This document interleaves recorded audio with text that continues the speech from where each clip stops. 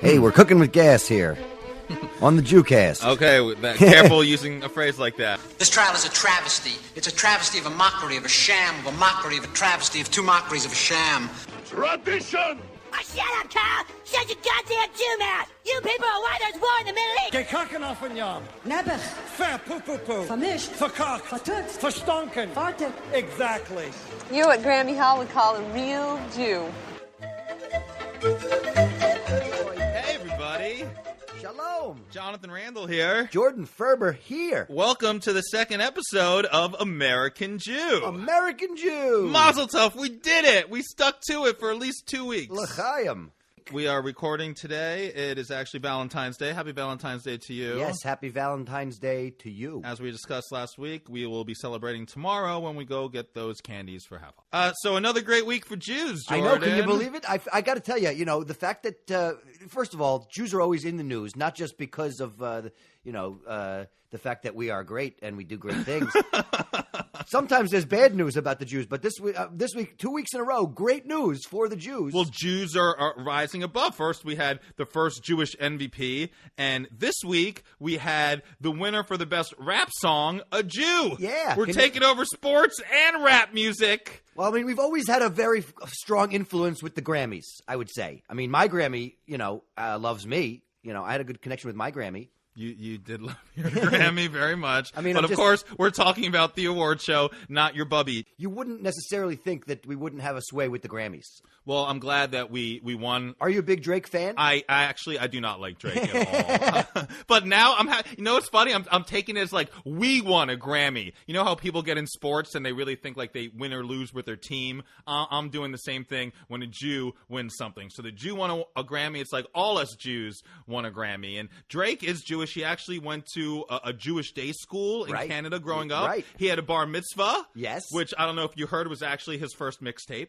I did not hear that. Yes, it was very popular. That's what sent him off into the stratosphere, into celebrity. His first headlining gig. Yeah, was the bar mitzvah. Was his bar mitzvah. Drake rocked that bar mitzvah. I mean, you think he's going to drop any samples from that soon?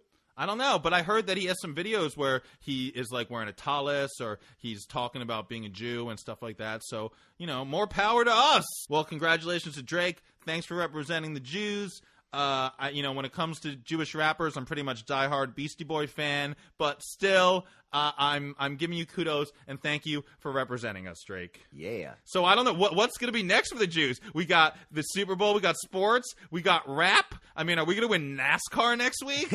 We could, maybe not. I mean, listen, that's probably the only part of entertainment there are no Jews in yet is NASCAR. I think that would be. I would watch NASCAR if there was a Jew racing in there, wouldn't you? Maybe. I'm not watching it now. Maybe I would be more open to because how different would it be? There'd be fewer races on Saturday. That's really the only difference. I ain't gonna race on Saturday. double, triple. Hey, ain't gonna race on Saturday. I think that'd be funny. That'd be, if you have a Jewish racing team, you could have like a pastrami car and a mustard car. They would intentionally crash. It'd be a delicious accident. Right, exactly. There'd probably be like a broken down station wagon on the side for the whole race with a guy just like, go around. You schmucks, go around. Well, I'm curious to see where we're going to do next. We are apparently taking over, which isn't good for a lot of these like anti-Semitic tropes that have been going around that were facilitated this week. We had some big news from this freshman congresswoman, Democratic congresswoman. Ilhan Omar, I think her name is. It sounds right. She's a Muslim congresswoman. She sent out this tweet. People are calling it very anti-Semitic. When I first read the tweet and I read about it, she commented. People were saying like about, I guess, the Jews' influence on Congress and stuff. And she tweeted all about the Benjamins, right, from the P. Diddy song. And then they said, who are you talking about the Benjamins? She says that the AIPAC, the American Israel Public Affairs Committee, they're the ones responsible, kind of implying that they are paying off politicians to be pro-Israel, which isn't correct. And then actually the AIPAC tweeted back, more money, more problems. Oh. They didn't. That'd be funny. But I like how she's a Diddy fan, I personally would have went with maybe something like Cream from the Wu-Tang Clan, Cash Rules Everything Around Me. But she did her, and I guess this is like the second anti-Semitic tweet that Well, she had. And first of all, I don't know if you know much about politics, but it's all about the Benjamins across the board, no matter what your belief system is. And secondly, So's America, I guess. Secondly, if she wanted to be highly featured on Ari Melber's show on MSNBC, she would have quoted Jay-Z.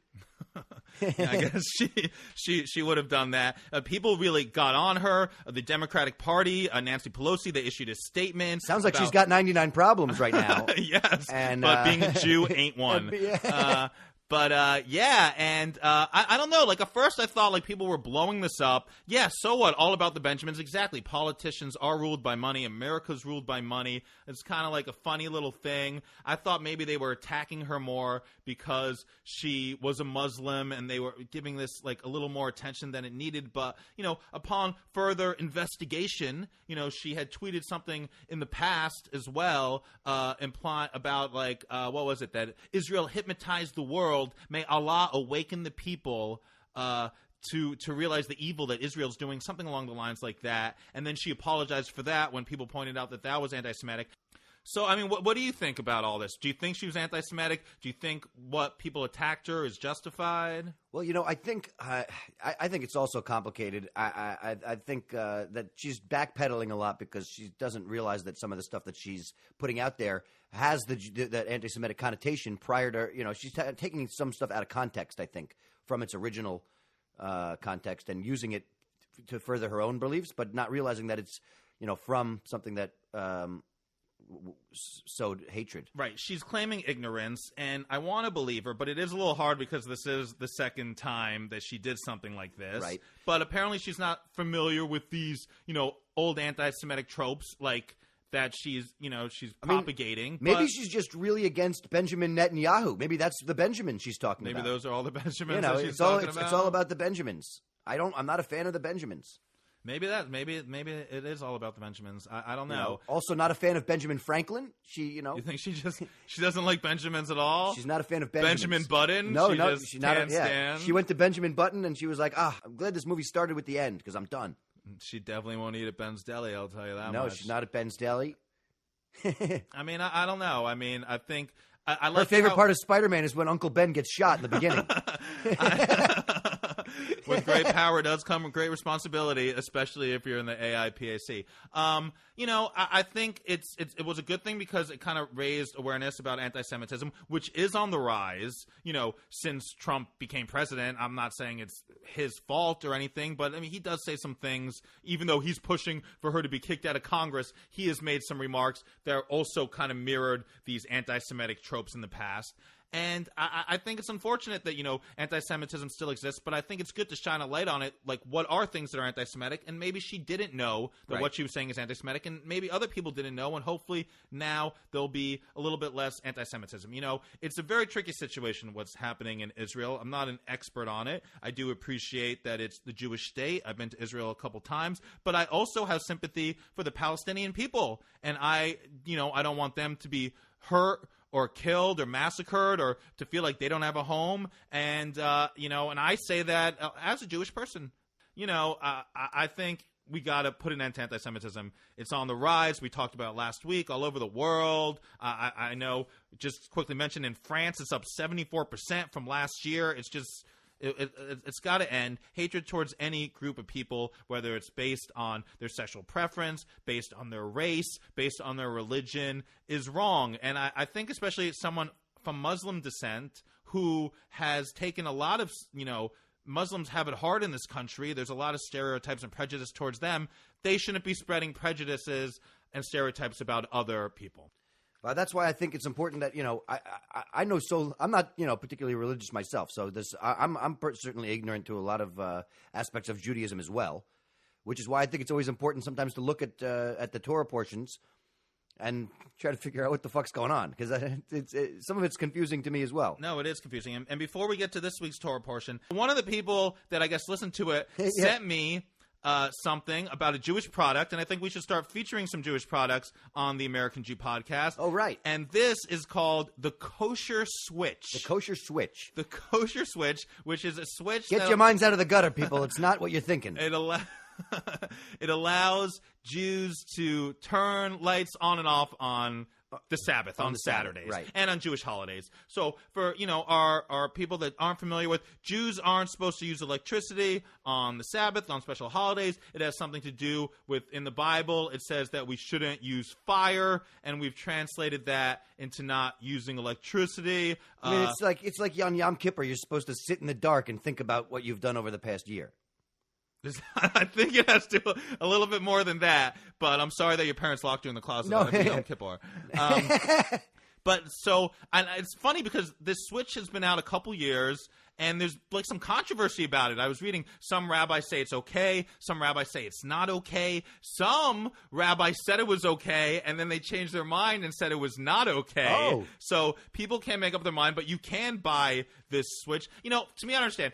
It's saying you can't use electricity on the Sabbath. I mean, when the Bible was written, it didn't even have the concept of electricity. It's kind of, I take the same stance with like when people talk about the Constitution and actually the right to bear arms. When we had that, it was a vastly different country, right, and it was a different world. So kind of holding up to laws or rules that were made when the world was completely different, I don't really think is the most prudent thing to do.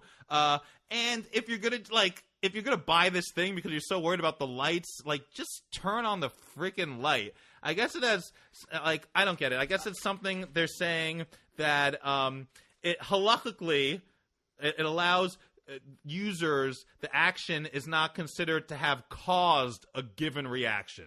My favorite part of the website that sells it, though, is that it has an explanation on how it works, and I couldn't fucking understand how it worked. The language was a little circuitous, designed specifically to just throw some words at you to make it sound smart, and you're like, oh, that sounds good. Yeah, I couldn't understand it either. And then it has two analogies. In case that's too complicated, here, we'll tell you the same story with different with like a robot. I'm like, what? Horrible analogies. They obviously did not do very well in the SATs. When there's other products I found like this. A lot of Jews use timers on the Sabbath, or there's something called the kosher lamp, which I guess is a light that always stays on, but it's covered and you could take off the cover, so then it would light the room. Oh. But I guess this kosher switch has something to do with it's random and you put it and you're not really making the action happen. I don't know. It's super confusing. When I grew up, we didn't have that. You would just have kind of like the Shabbos goy. Right, you had like a goy that would come around and help and turn the lights on for you. I growing up, I was very fortunate, and I had a housekeeper growing up, and I remember I used to hate it. The people that lived across the street from me used to come over on Shabbat, and they used to be like, "Can we borrow your housekeeper to turn on our lights or whatever?" Right. I'm like, "She ain't a cup of milk, motherfuckers." She's a person, and you weren't supposed to be like, "Can you turn on the lights?" You're supposed to hint around it, be like, "It's really dark in here." Oh, really? I sure wish I could read the fine print right now. Yeah. Wow, that's funny. You're not even supposed to add. You're supposed to hint. You're supposed to just hint about it. Jews are good with hinting, beating around around the bush. So, I don't know. Check out... That's where we get our passive aggressiveness from. Probably. Check out the kosher switch. See if you can make sense of how it works. If you think it is kosher. If you think it matters, just turn on the light. That's what I say. Yeah. It's really not a big deal. I don't think anyone's going to die and be like, "Sorry, your life was bad because you turned on a light on Saturday." Or sit in the dark and keep it to yourself. Who gives a shit? But I love it how this guy, whoever created this thing, is like, "This is what the world needs. Jews need to be able to turn on the lights on Saturday." It's just it's a little crazy. But which leads us Saturday, this week's Parsha. Yes, this week's Torah portion. Torah portion. Tetzaveh, is that how you say it? Yeah, Tetzaveh? I don't know. I don't know why you're saying tet. It doesn't sound right. Tetzaveh? Tetzaveh? Anyways, whatever it's called. I prefer saying it Tetzaveh. It has to do with kind of Moses instructing his brother Aaron with becoming a Kohen Gadol, a high priestess of the temple, and preparing Aaron and his children to take that over. Right. I mean, it's basically a continuation of last week's portion where we built God's house, and now we're training the people that are going to work there. How to work it. So I think what's different about this week is Moses' name isn't in this Torah portion at all, even though he's the one that is training Aaron and setting up all the procedures and everything that's going on. His name is noticeably absent from this week's Torah portion. So we did a little research, a little digging into it, and discovered that when God was really fed up with the Jews and he was just going to destroy everybody, Moses pleaded with him. And one of the things he said is you could take my name out of your book. It's kind of like Moses being like, listen, God, I know you're kind of a dick, but just be a dick to me. Don't be, these people are innocent. Take it out on me. Don't tell them. We'll smooth it over later. Right, but that is kind of it. And I think the lesson that you could take from this also has to do a little bit with humility. That even though Moses was teaching Aaron, Moses was apparently offered to be the Kohen Gadol, but he turned it down. He didn't want to be it. So the job went to Aaron, his brother, and Moses wasn't all like, you only have this job because of me, Yeah. Which is kind of, I guess, a crappy thing to do, but people do that in life.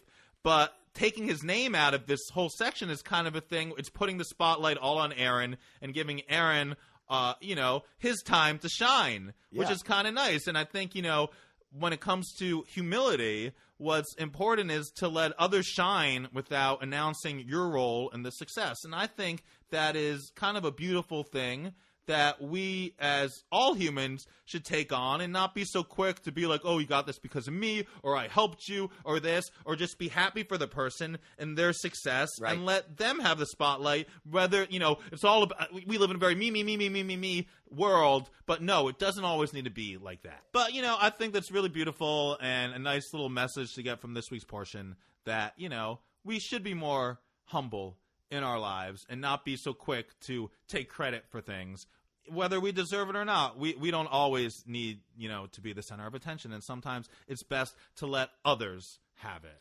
I agree. I think you got to share the wealth, share the spotlight.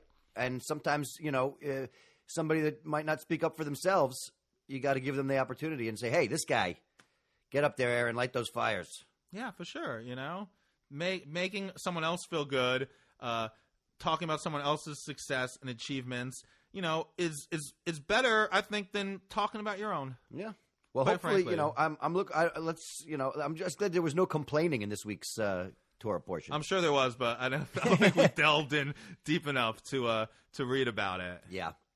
Well, that's it for this week. We want to thank everybody for tuning in. We hope you have a lovely Shabbat or a lovely Lila Tov whenever you're listening to this. And I'm kvelling already. Me too. Thanks for tuning in, everybody. Yes, and make sure you go onto the social media, please, and follow us on the Facebook. On the Twitter, we are at American Jew Pod, and on Instagram, we are American Jew Podcast.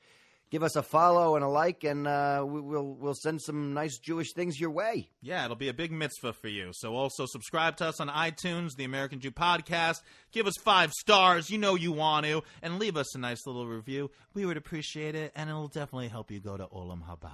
Yeah. L'chaim and beyond.